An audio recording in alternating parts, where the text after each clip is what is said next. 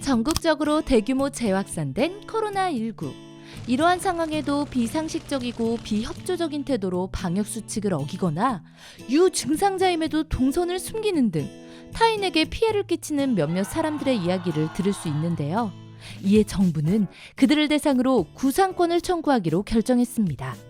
다른 사람이 부담해야 될 비용을 대신 지불을 한 사람이 그 사람에 대해서 자신이 지불한 비용을 반환을 청구할 수 있는 그런 권리입니다. 궁극적으로 책임을 질 사람한테 이제 책임을 묻는 건데요. 예를 들어서 이제 직원이 잘못해서 다른 사람한테 손해가 발생을 해가지고 회사에서 그 손해를 배상해줬다. 그러면은 그 회사에서 그 직원한테 자기가 지불을 했던 손해배상금을 다시 청구하는 이제 그런 경우를 둘 수 있겠습니다.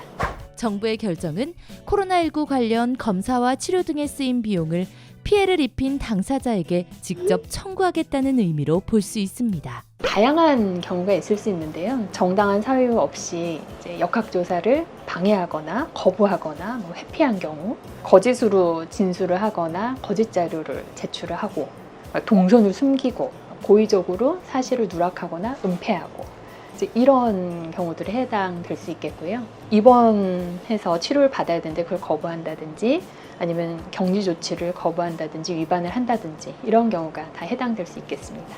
구상권의 행사는 주체에 따라서 조금씩 달라질 수 있겠는데요. 건강보험공단의 경우에는 진료비가 될 수 있겠고요. 서울시와 같은 지방자치단체의 경우에는 역학조사 방해 이런 행위들하고 인과관계가 있는 범위 내에서 이제 지출한 검사비라든지 보조금이라든지 이런 비용들이 될 수 있을 것 같습니다. 실제로 지난 3월 코로나19 증상이 있었음에도 4박 5일 동안 제주도 관광을 한 강남 유학생 모녀에게 1억 3,200만 원을, 지난 7월 시댁인 광주를 찾아 친인척에게 감염시키고 동선을 숨겼던 서울 송파구 60번 환자에게는 2억 2천여만 원을 청구하는 등 구상권 청구 사례를 심심치 않게 볼 수 있는데요. 이러한 정부의 방침에 대해 국민들의 반응은 어떨까요? 코로나19 구상권 청구에 관하여 전국 성인 500명을 대상으로 한 한 조사에 따르면 응답자의 79.7%가 찬성, 반대는 17.4%밖에 되지 않았다고 하네요. 모두가 한마음으로 코로나19 확산 방지를 위해 힘쓰고 있는 지금, 모두의 노력을 물거품으로 만들어버리는 상황들에 대한 분노가 반영된 결과가 아닐까요?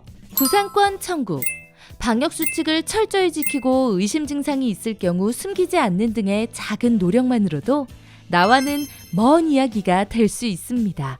코로나19 확산 방지, 국민들의 참여와 협조로 이루어집니다.